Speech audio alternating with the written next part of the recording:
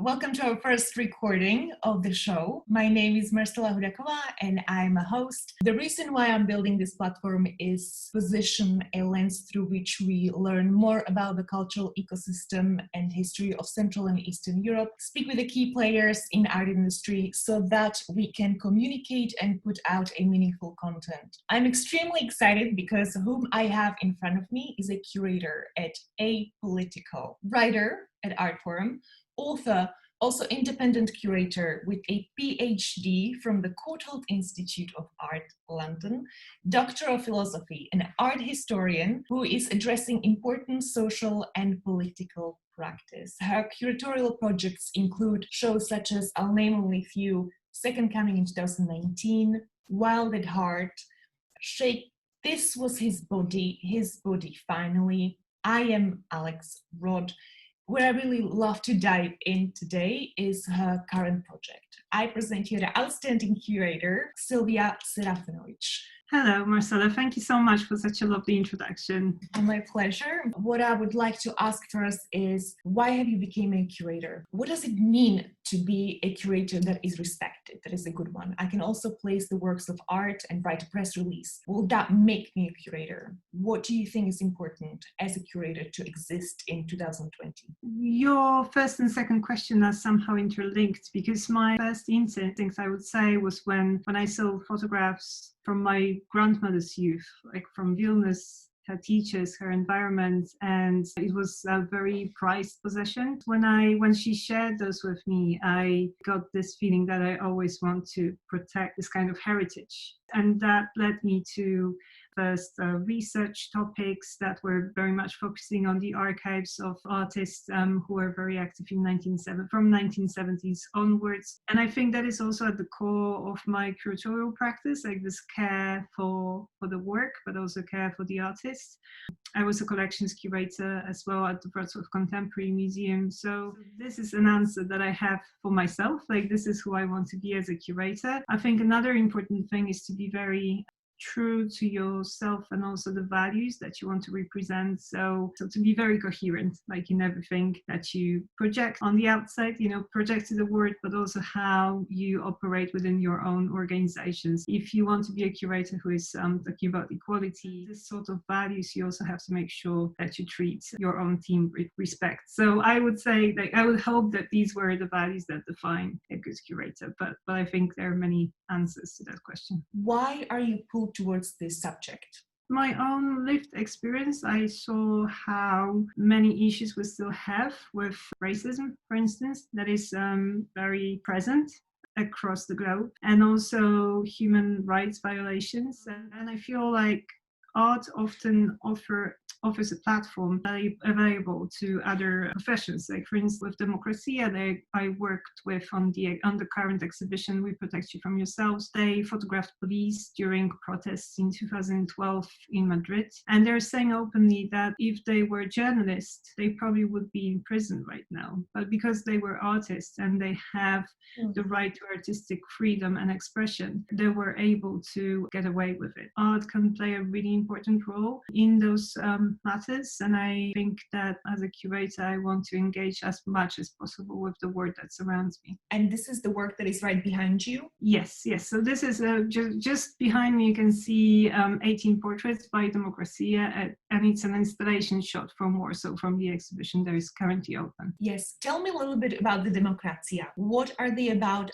What are the genesis? How did you get involved? So Democracia is a collective based in Madrid, and the name refers obviously to the time of democracy, which they see right now more as a branding slogan than anything else. So they were interested in how this issue of democracy, but also protection, for instance, are used against citizens. So the work that you can see behind me and subsequent work quite often looks at how under the auspices of anti-terrorism acts and protection acts, civil rights are being curbed. So that is an important matter that they're dealing with. They often use language, well, most of the times they use language that is mirroring language of visual propaganda, propaganda and advertising, again to use the most powerful tools against a very powerful political propaganda that we face every day in our own context. What is happening currently with your project in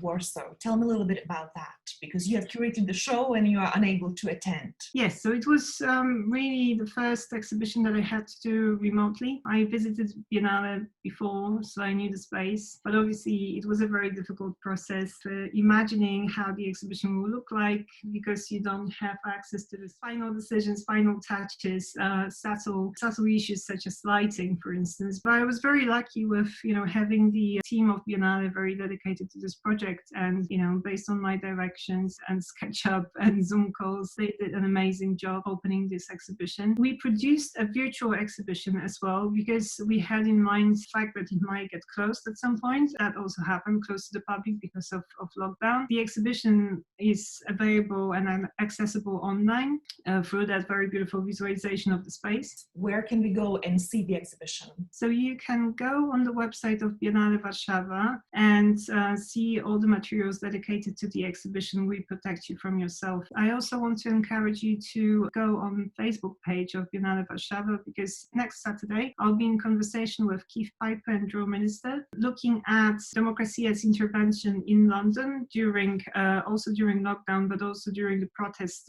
Black Lives Matter's protest on one hand, and also the right-wing protest that happened on the same day, on the 13th of June. Both groups clashed quite significantly. We also circled central London with the slogan "Enjoy the Collapse" and projected an image of a riot policeman silencing the crowd in the Houses of Parliament, as a statement that was pointing towards the fact that decided not to respond to the allegations of lack of diversity, for instance, within its ranks, or decided to not really address the issues that arose in the aftermath of Grenfell fire. The intervention that we did was happening in the evening before an anniversary of that fire. So there's a lot of really important matters that basically the government decides to. So that image of a riot policeman was really important in that context to be projected in London. I invited Keith Piper and Drew Minister to speak about it in the context of the exhibition in Warsaw, because I feel like when you watch a recording of that intervention, you see empty streets. Obviously, it's lockdown,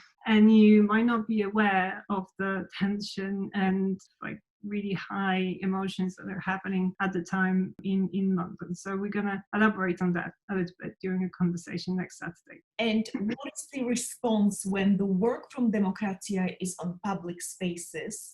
And where are they placed? Do you place them on billboards? Do you hide them a little bit? Are you proud to present them and blow them up? So Demokracja likes to occupy spaces that also are occupied by the official messaging, so the government or advertising agencies, and hijack those spaces. So for instance, in Warsaw during the summer, we were using huge LED screens that are advertising screens at the main hub of the Warsaw Underground. And this is where we presented a series of images with this riot policeman, again silencing the passerby. In London, on the other hand, it was more of a guerrilla-style intervention where we would just project an image on governmental buildings. So I would say there's space for both, depending on what is more effective at the time. With the guerrilla projection, the Houses of Parliament, you have to remember that the Houses of Parliament are also renting their space, which is public space for advertising. Yeah. And this interesting difference between what commercial means and what public means in Poland and in London was something that was really important for me to explore. That, for instance, in the UK, commercial doesn't mean free or of censorship. We came across more issues really trying to present this work in the UK than we did in Poland. That is surprising, actually. Why do you think that is? I think there's a lot of private interest when it comes to public space in Britain. You shouldn't assume that this private interest is liberal, for instance, or it might be as well conservative. I think there's maybe more at stake, like financially. Therefore, like the process of scrutinizing the messages that is appearing in the public space is more rigorous. That was my impression, but obviously, the factors. Tell me a little bit about Democracia. So how many artists, do they hide their identity, or can you know who they are, or how do they communicate to build the projects? Well, no, they're not hiding their identity, but they are like speaking as a collective. So there are two artists who are forming Collective Democracia. I know that they don't really like to be mentioned by names. It's not that they just prefer to function as an entity. You can see them speaking about the project again on the YouTube channel of Biennale Warszawa, and they were happy to show their faces. And how did you get involved? How does that connection happen? I met them when I joined Apolitical. Apolitical is a non-profit organization, and it supports artists. It supports the ideas from the very beginning, like literally the first idea through development and installation. And then we are very close with all the artists that we work with. Apolitical and Democracia previously worked on Order, which is really impressive opera in 3 acts, a video piece as well. And it's been recorded over a period of 4 years. It was Apolitical Commission in collaboration with the Station Museum Recored in Dublin. So it was a huge production. As I mentioned, like it took a couple of years of the institution and artist lives. By the time I joined Apolitical in 2018, that bond was already very strong. At the same time, I felt like I could propose something new to them, and I could present their work in a different context. And I was very happy that we had them in conversation at the showroom in London about Prevent, which again is a very controversial program that the government here in Britain says that it's designed to help potential victims of Islamic propaganda, of indoctrination. But what it really does is always putting a spotlight mostly Muslim communities in order to spot any, according to the system, dangerous signs. And basically all public bodies like universities and public health are involved in that program. So that means that people from those communities can never feel safe because they're always observed. Like there's always a pressure to spot those signs of criminalization, which is very problematic. And Democracia, they published a book called The Politics of Policing, and in that book they're exploring different levels of intervention and also a mindset that policing kind of imposes on you, so you start policing yourself when you are faced with this kind of circumstances. That conversation was one of the examples where they could speak about their work in a very different context and also connect with people elsewhere while facing the same issues. And in Warsaw, for instance, we look back at a series of photographs titled We Protect You From Yourself. That's also the title of the exhibition, that were done in 2012. That doesn't mean that they're not very much connected with what is happening right now in the streets of Warsaw. We're talking about like a long durée of policing and how different anti-terrorist legislation that were passed since 2001 were enabling police to get more and more power and also more and more money and become almost like a military organization, instead of serving the people. Like it's really quite often acting against them. And we can really see that from the reports that we get in from Warsaw even yesterday. A situation where protesters were flanked from both sides and they couldn't escape, and then the pepper spray was used on them. So it's difficult to look at those situations and think that they're really about calming the situation or addressing the issues. They're really about power.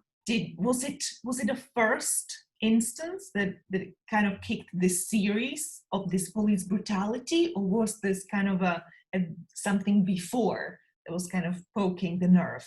No, it's definitely not the first. And for this exhibition in Warsaw, I collaborated also with a local collective, Sirena, who created Brief History of Violence, which is like an investigation board that shows the actions of the police as they were gathering materials for that I became aware as like to the extent of police pacifications, brutality against all kind of groups. The difference between that and now is that the press pays more attention. I think a very positive effect that Black Lives Matter protests had this year was to really refocus attention on police acts. So the first time, like in my living memory, you open the news and you really can see reports on that subject from all over the world, including Poland. And for instance, when pro-choice marches happened in Poland, those black marches in, I think it was 2018, there was some press coverage, but it wasn't as massive these days. And I think today the New Yorker, called what is happening in Warsaw a revolution. So the magnitude of it is bigger, but also the reception and the interest is bigger than it was 2 years ago.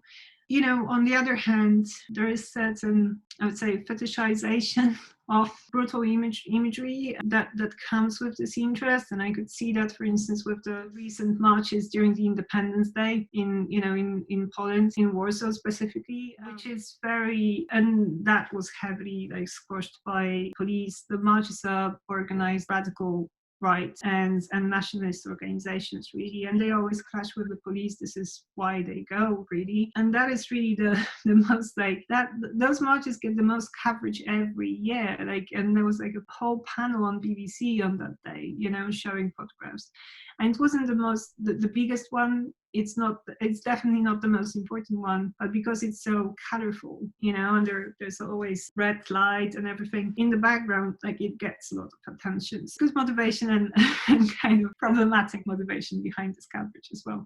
What has followed after these LGBTQ protests was then women. Talk to me about the women now on the streets and fighting for their bodies. And what is in question is abortion. Why are we so behind in those conversations? I don't think it is really an Eastern European issue, or because you can see the same problem happening in America, right, in more conservative states. So I think it's more about conservatism and religion, playing a big role in making those political decisions, really. That's why attacks on the church and calls for the government that is not motivated were part of those protests. The reason why there are so many people on the streets is because the law was already very restrictive. The government is pushing to ban abortion completely. So even when your child is most likely to be born and die instantly, and because of the illness that it has. And what this proposal does to women is basically putting them on a suspect list the moment they get pregnant. If there's anything wrong, you can't count on help and objective decision making anymore. If this kind of legislation is in place, you are immediately a suspect, and you are immediately treated as if you can, if there's anything that is not in your power, losing your child. We can read again in the newspapers about women being imprisoned for when this happens to them, because there's because they're suspect. There's a thinking behind it that she must have done something to lose her pregnancy. This new proposal is so shocking on so many levels that it became very evident to a very big group of people that we can go on like that, and allow it to happen. And what is really amazing about those marches is really people from across the country mobilized to protest, and small towns, and really everyone went on the street. So good to see that this nationalistic march on the Independence Day was so much smaller. You can really see what people want right now, and that they want change, and that they're not going to settle for agreement that is still hurting their rights. Do you see the big difference in terms of cultural awareness of what young people want in comparison to the generation of their parents? Do you see a big difference? I think that because I immigrated 10 years ago, part of my upbringing as an intellectual and adult happened first in Paris and then in London. I feel a connection with this younger generation because quite often they're described as those who traveled elsewhere. They're aware that the system in Poland is not universal and it's not right for them.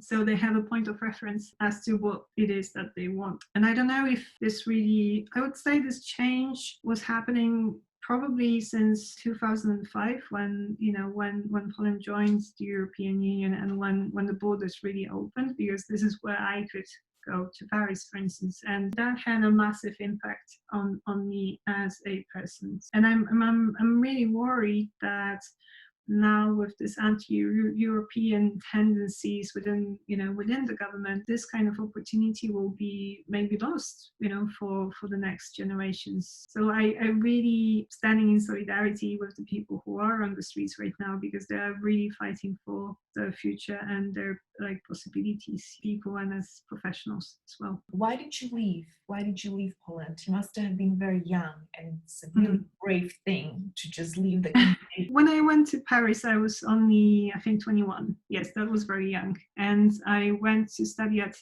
Paris 7 with Julia Kristeva, and learn more about Gilles Deleuze and his theory and photography as interpreted by Roland Barthes. It was really about an intellectual journey. I was very interested in French theory at the time, and I just wanted to explore that at the source. I joined Christine Marcel at Pompidou Center, and I worked with her, Jana Metkowska, on an exhibition dedicated to the Polish avant-garde, well, not Eastern European avant-garde and more contemporary art. The exhibition was titled Promises of the Past, and it was exhibited in 2010, if I'm not mistaken. I think it was 2010. So in case of that first journey that lasted for a year, I was just so busy.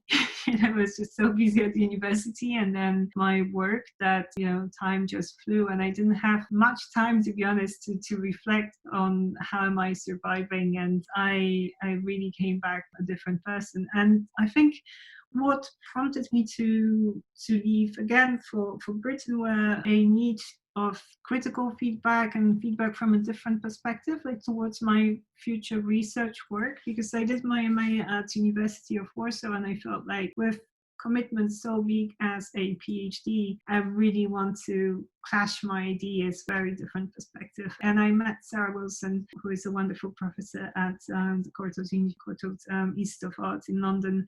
I met her in Warsaw, and I just thought she would be perfect, to respond to my ideas in a very critical way. And I also had this thought that if I write my PhD dedicated to Polish photography in English, it will be a form of preserving that legacy as well, and also preserving in different languages. Therefore, more people hopefully will have access to it. Yeah, so these were my motivations. And again, when I came here in 2010, I didn't think I'm going to stay.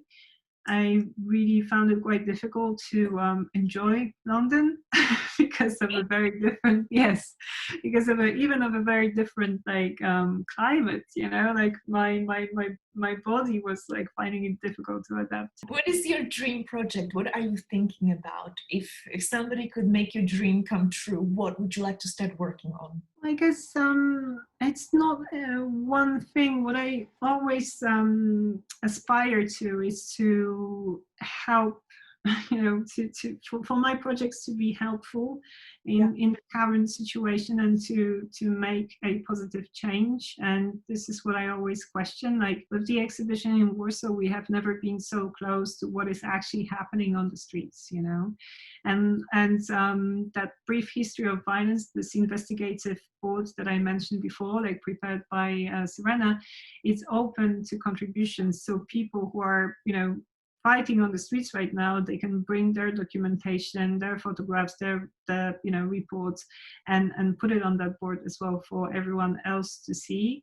How do you search for a team or people that you collaborate with? Do you find them organically, or do you like to stick with a certain group of people that you always work with? No, I find them organically. I like to reach out and I like to connect with people and I like to speak. I'm on different social media platforms, and like Biennale Warszawa is, for instance, such a perfect example. Like, we haven't known them before we engaged in this collaboration in July. Really, we started talking about it a couple of months earlier. Well, no, actually, in June. So it was a very fast, decision-making process. If somebody would come to you and say, Sylwia, in 15 minutes, you will forget everything that you know, all the information you have gathered or who you are. You'll get a clean slate of who you are. But you have a sheet of paper and you can write down information that stays with you. That's your gift. You have 10 minutes to write something. What information, what you want to carry with you, you will never want to forget. That every single time you look at that, even though you forgot everything, that stays with you. What would you write? I guess like a guideline for myself, more than like specific information, because like you said, it's pretty impossible. Probably say something like that history do repeat itself, that you should always look back to understand what is happening in front of you. That I would probably say that people are essentially good and they do revolt when they need to always stay true to your values as well, because I think these are like the things that you learn as you grow as a human being and as you go through different stages of your career. So I wouldn't like to forget that. Is there an artist or is there a gallery or kind of a community in Poland you'd like to flag out, that people should pay attention? Something that you found incredibly inspirational, or something maybe that put tears in your eyes, or something that you just recently discovered maybe, and you're like, wow, that is really a surprise. Because if something comes as a surprise to you, then I want to know about it. Well, I would say definitely follow grassroots organizations that are amazing in responding to what is happening right now. And I don't think they're like specifically art organizations, but I'm really impressed by the work that is being done by Ogólnopolski Strajk Kobiet. So this is the main protest movement that is organizing all the protests on the streets of Poland, and is really coordinating between different cities as well and communicating elsewhere. So I am very much impressed by their activity, because a leading figure, but at the same time is very much horizontal and driven by the people. And I think quite often it is commented that it is this new model that comes with the new generation of protesters, for instance. And I think again, like Collective Serenade, I already mentioned, again, very impressive, because they are really they're occupying a building in central Warsaw that developers were trying to seize from the from inhabitants, from people who lived in that building over many years. And as an act of protest, they just took over and they moved into that building. And in that building, you have different organizations that are really trying to reach out to people in need, and also take some of the power back from the city council back to the people. I was very moved by, when I think in one of the materials that they published on the website, they said that the reason why people of Warsaw rebuilt their town, their city after the Second World War, was because they believed it belongs to them. Yeah. And it really did. But right now, you like, people can really struggle to have the same sense, the same feeling, because of developments and because of capital that is being more and more important in Poland. Sylwia, before I close it down, I'd like to acknowledge you for the amazing person that you are. I'm so glad that you are my first interviewer, because you are just somebody who has really good deed in their heart. All the information that you have gathered, you are just like an artist who just gives. And I love people like this, because I feel that, I know you spoke about the police and army, but army officers and artists, I find them quite similar, because they are just so go out there and they give so much for very little return. And I love to be surrounded by people like this. And I kind of find you very similar, because you are just looking in the projects of where you can give the information that you have, the piece of you, because the way you write, you have to process through everything. It has to come through you. And then you just give whoever you collaborate with. So thank you very much for sharing all of the information. And I would also like to know if the audience wants to reach out, where they can find you. They can find me through Apolitical. I think that's the easiest way, but I'm also on Instagram as Serafinowicz, and then also on, I think Instagram is quite an easy way. I think this is how we connected as well. So I would recommend those two routes. Amazing, Sylwia. Well, thank you very much for your time, and I hope that this continues and I get to have you again. Thank you, Marcela, and it was such a pleasure, and good luck with the rest of the interviews, and thank you so much for having me.